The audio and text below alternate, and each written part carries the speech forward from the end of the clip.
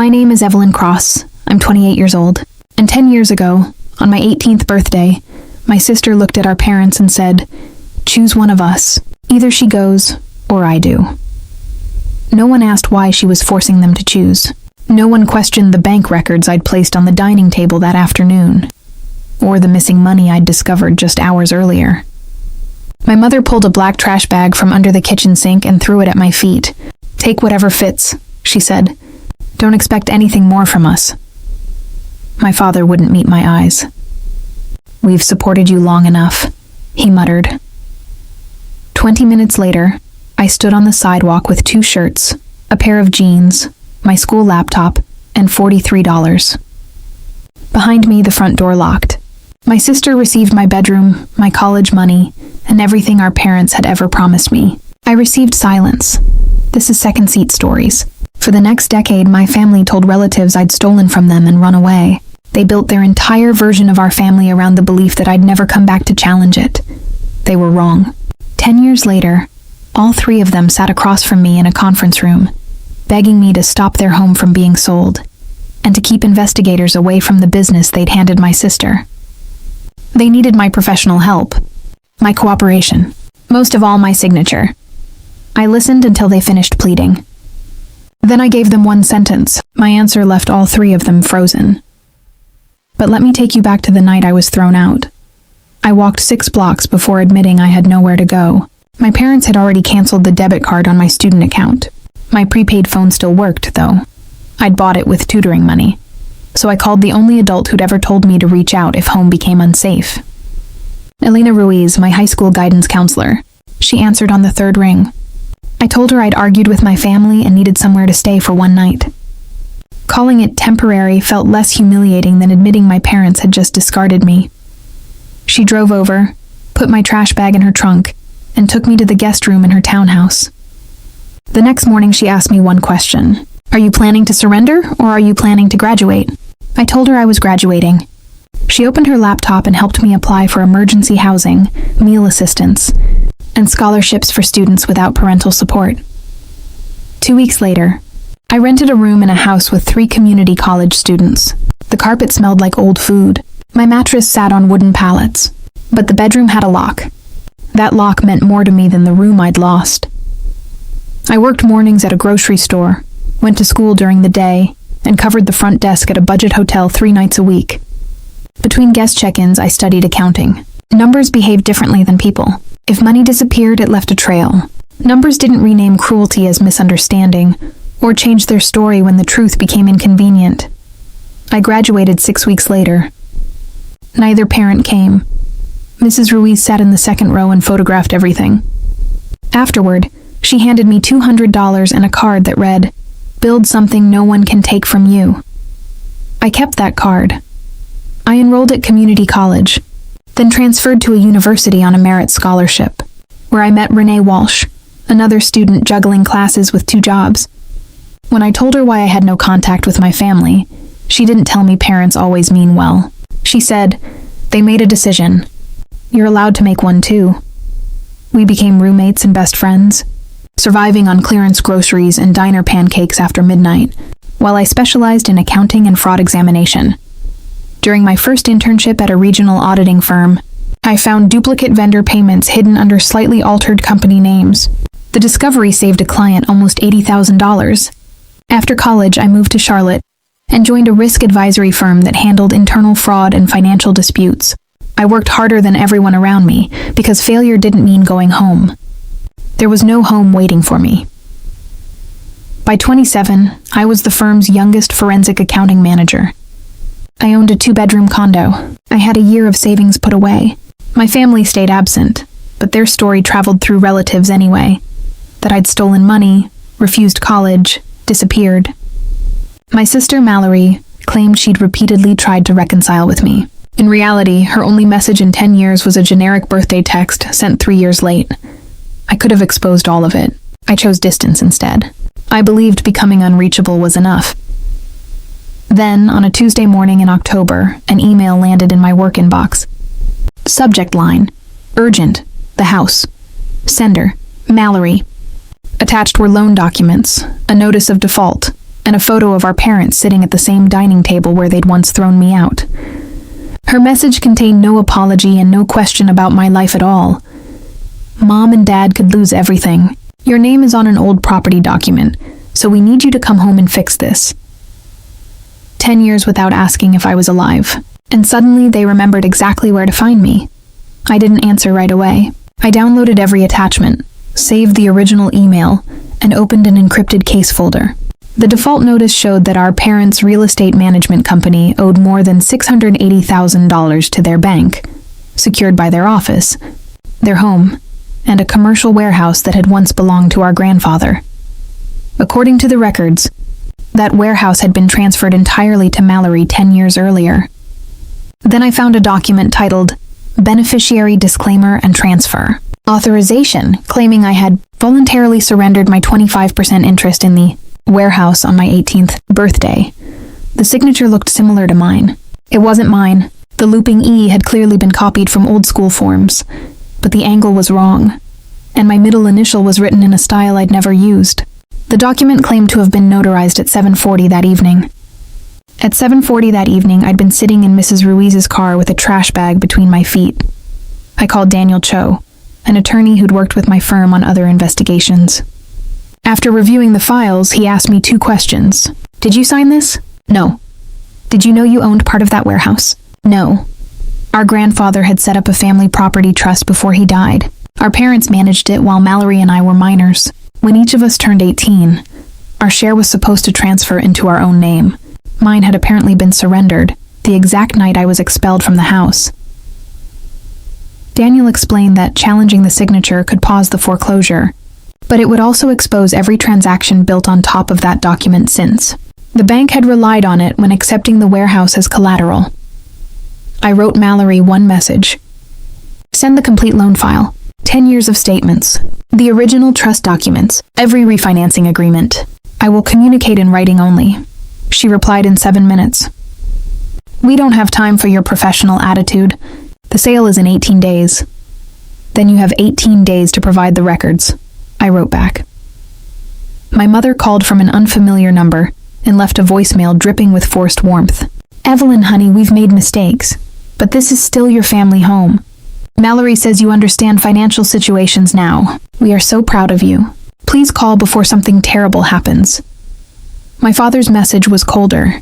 Whatever happened years ago, we fed and housed you for 18 years. We're asking you to return one favor. They still saw parenting as a debt I'd failed to repay.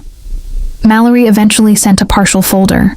It showed the first loan against the warehouse had been issued 10 years earlier for $120,000, most of it funneled into a company she'd created shortly after I left.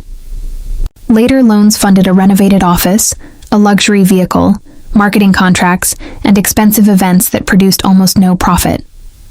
As the company struggled, my parents refinanced the warehouse, borrowed against their own house, emptied savings, and withdrew from my father's retirement account. Every new loan just covered the last one, while feeding Mallory more cash. The bank's attorney found the inconsistencies in the transfer and offered a 5-day pause on foreclosure if I submitted a sworn statement denying the signature. Daniel warned me that doing so would trigger a full fraud review. You're not creating their problem, he said. You're refusing to keep validating it. I signed. 2 hours later, Mallory called 9 times. I answered the 10th. What did you tell the bank? She demanded. They froze every account.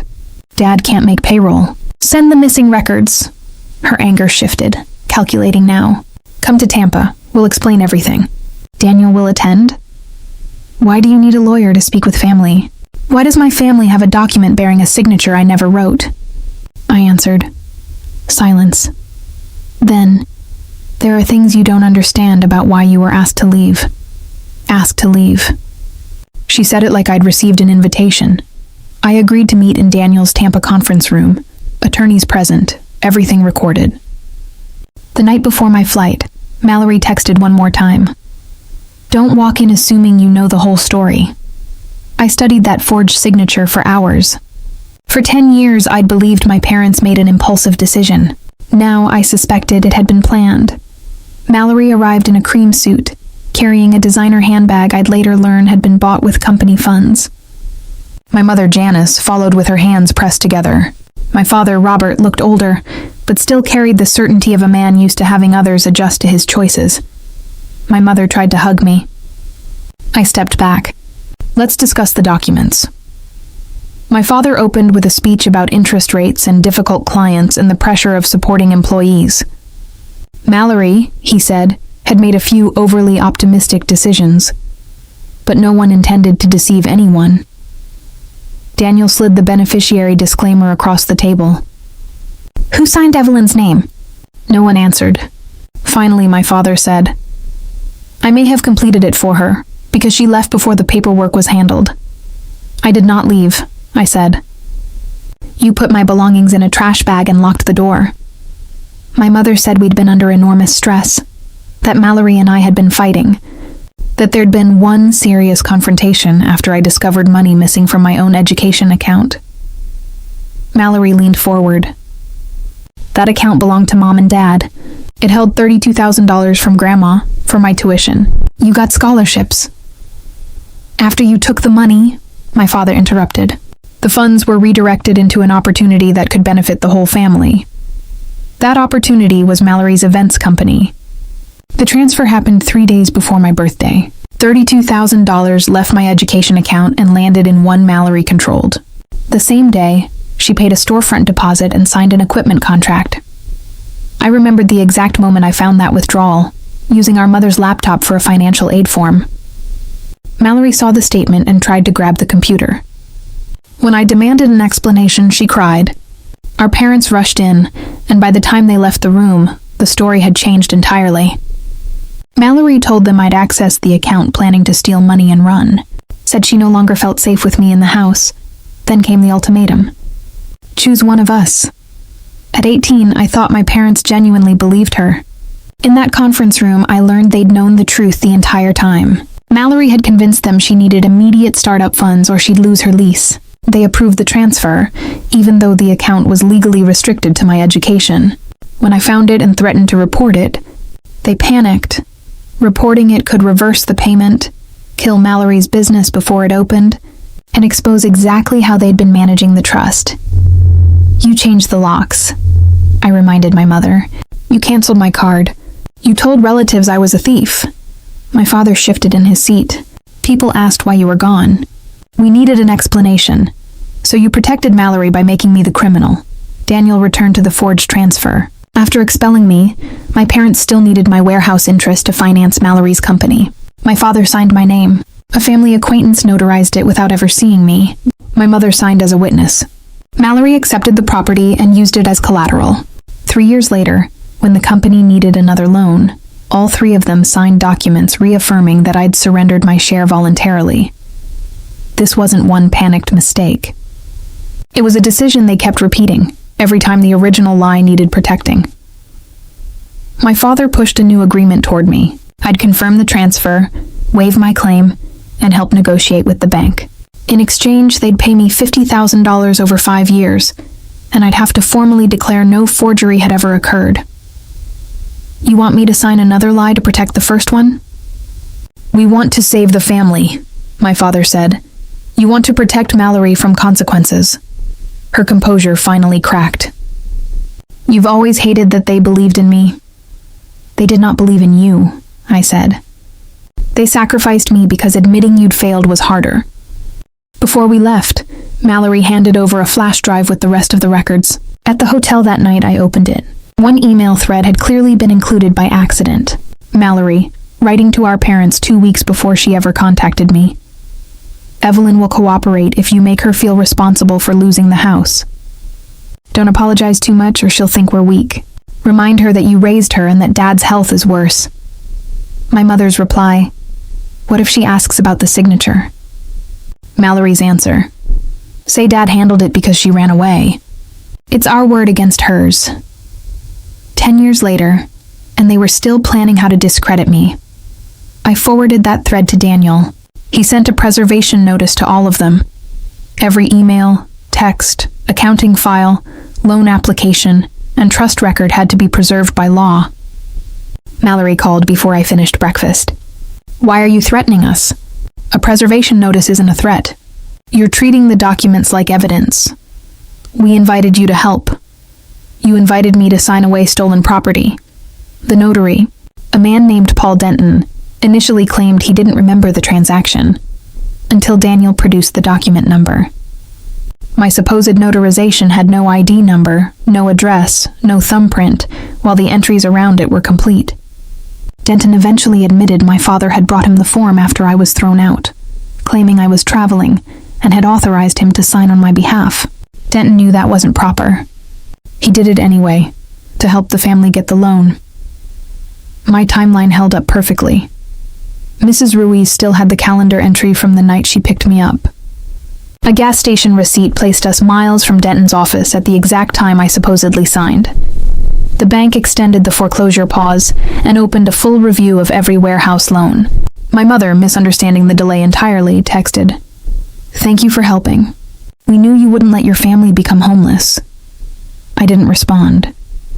The investigation uncovered a second forged confirmation, created 3 years after I left. Inflated revenue statements, vendors linked to Mallory's own assistant, company money flowing into personal credit cards, trips and condo renovations. Mallory, realizing she was losing ground, emailed my managing partner, accusing me of using confidential information to extort her, calling me unstable, jealous, obsessed with ruining a successful businesswoman.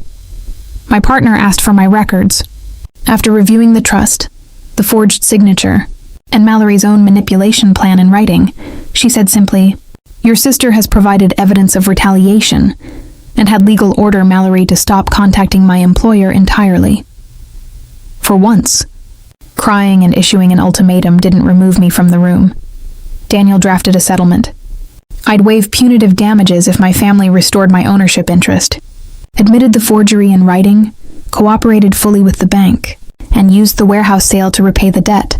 With my education fund, adjusted for growth, repaid from what remained. I never asked for their house. The bank would consider releasing it once the warehouse and business assets were sold. Mallory would lose her company, her vehicle, her warehouse claim. All three of them would send relatives a written correction of the story they'd spread about me. They had 72 hours. My father called that night. "You expect us to dismantle everything we built? You built it using property that wasn't entirely yours. Mallory has employees, clients, a reputation. I had a college, acceptance letter, and nowhere to sleep. That was 10 years ago." "So are the documents you're asking me to sign," I said. My mother tried a different angle, asking me to find them a fresh investor instead, someone who'd let Mallory keep control while avoiding accountability entirely. I refused. Her tears stopped instantly. "You're enjoying this." My father came back on. "We will not destroy Mallory's future because of your bitterness."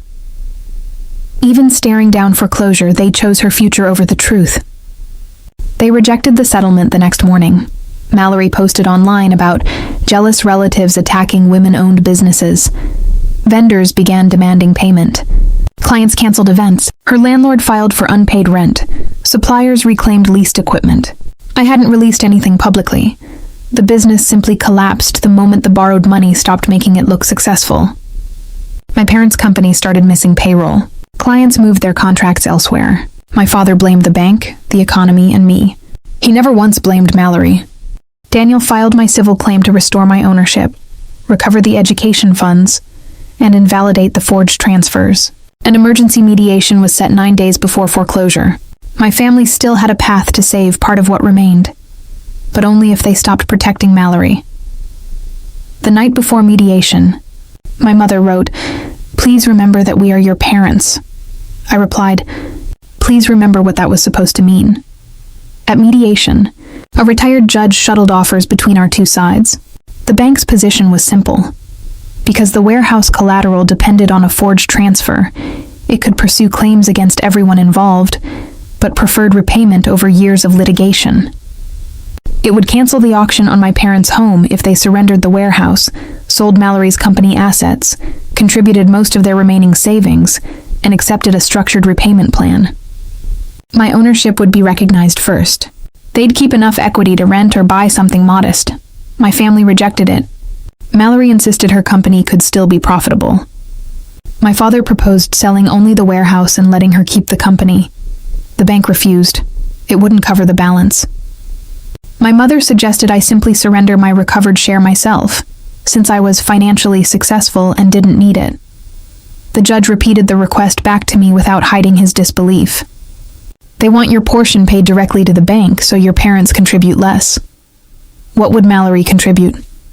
Her company assets, but she wants to keep her condo and her car. I looked at Daniel. They want me to lose my inheritance twice. We rejected it.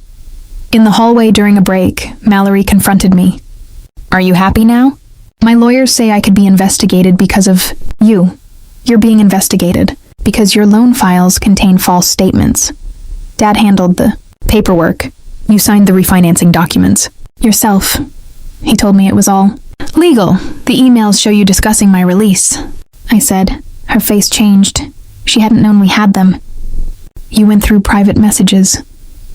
They were in the archive you sent me. Her voice dropped. You always acted better than me. Better grades, scholarships, teachers praising you. I needed one thing that was mine. So you took my college fund. I borrowed it. The company was supposed to succeed. When it didn't, you borrowed against my property too. She crossed her arms. You survived. Maybe leaving was the best thing that ever happened to you. That sentence erased whatever doubt I had left. She genuinely believed my survival justified what she'd done to cause it. I succeeded despite what you did, I told her. You don't get credit for damage I overcame. The bank's final proposal that afternoon required my parents to contribute nearly all their remaining savings to keep their home, while Mallory surrendered her company and condo equity. Otherwise, foreclosure would proceed and the bank's claims would expand. My mother, eyes swollen, asked me to withdraw the forgery claim entirely. Tell the bank I'd given my father permission, and once accounts reopened, they'd rebuild and repay me. Daniel objected immediately. My father raised his hands. Families handled paperwork informally. You signed my name after throwing me out. That was not informal. Fine, it was wrong. But losing the house won't change the past. Neither will asking me to repeat it. Mallory started crying. I'm going to lose everything. Everything was financed with money and property taken from me. You have a career left. I have nothing else you haven't already touched.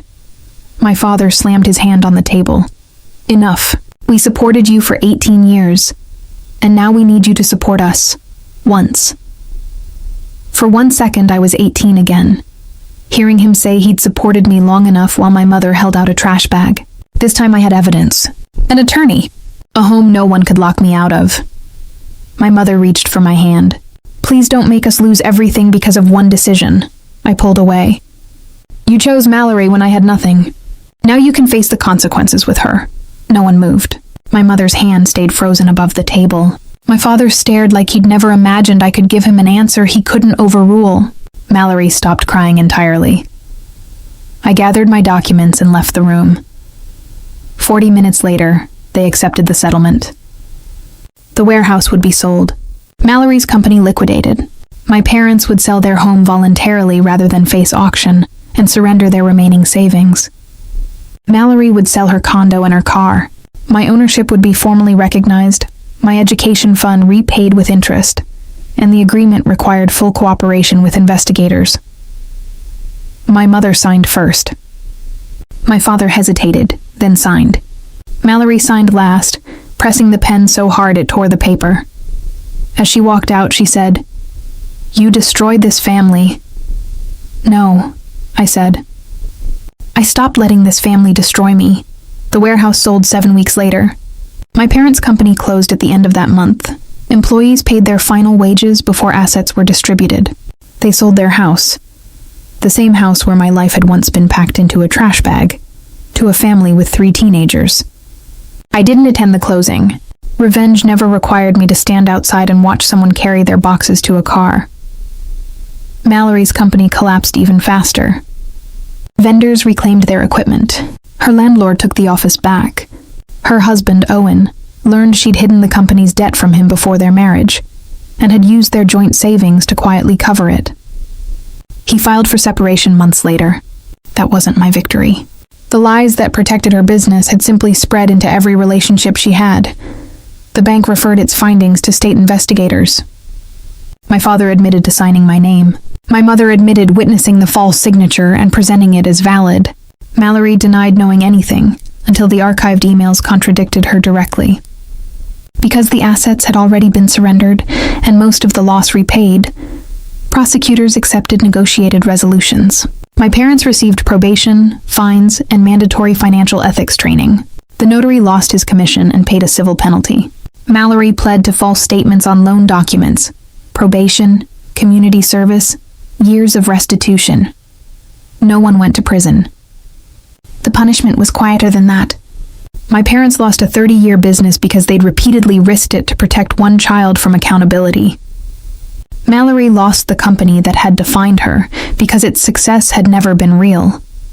And all three of them lost control of the story they'd spent a decade telling. Under the settlement, they sent relatives a written correction, admitting I hadn't stolen money or run away. That I'd been removed from the house after discovering funds meant for my education had been diverted to my sister. Some relatives apologized. Others insisted my parents had only tried to keep the family together. I didn't argue. Anyone who believed unity required sacrificing one person was free to stay distant from me. When the settlement finally closed, I received the value of my warehouse share and my education money with interest. I used part of it to pay off my condo, invested the rest, and started a scholarship for students facing sudden housing instability or family estrangement, covering tuition deposits, transportation, textbooks, temporary housing, the exact expenses that can end an education before it even starts. I named it the Open Door Fund. Mrs. Ruiz came to the announcement. She hugged me and said, "You built something they can't take from you." My father wrote to me months later. His first letter was full of excuses, stress, believing Mallory needed more help. His second letter was honest. "I told myself you were stronger so you would recover. That wasn't confidence in you. It was permission I gave myself to hurt you." My mother started counseling and started emailing once a month without demanding a response. After 9 months, I agreed to one video call. She apologized without adding a but. I accepted the apology as information, not as an obligation to restore access to my life. Mallory wrote almost a year later. Admitted she'd used the ultimatum because she knew our parents feared her reactions and believed I'd simply endure whatever they chose. Then she asked me to tell investigators our father had controlled every financial decision. Even her apology was a transaction. I didn't respond. People sometimes ask if I regret refusing to save the house. That question assumes innocent people faced an unexpected disaster. They didn't. I'd been asked to hide 10 years of deliberate choices by signing one more false document. Saying no didn't create their consequences. It just stopped postponing them. I once believed revenge would feel like watching Mallory lose everything she'd taken from me. It didn't. The most satisfying moment came on an ordinary evening, when I came home to my own condo and set my keys down on the counter. No one could cancel my card. No one could change my locks. No one could put my name on a document and expect me to simply disappear. At 18, I walked away carrying everything I owned in a trash bag. At 28, the people who abandoned me wanted me to carry the consequences they'd created. Strength never meant rescuing the people who mistook my endurance for permission. It meant putting down what never belonged to me in the first place. My sister forced our parents to choose between us. They made their choice. 10 years later, I made mine. This is Second Seat Stories. If this one stayed with you, hit subscribe. There's a new story every day.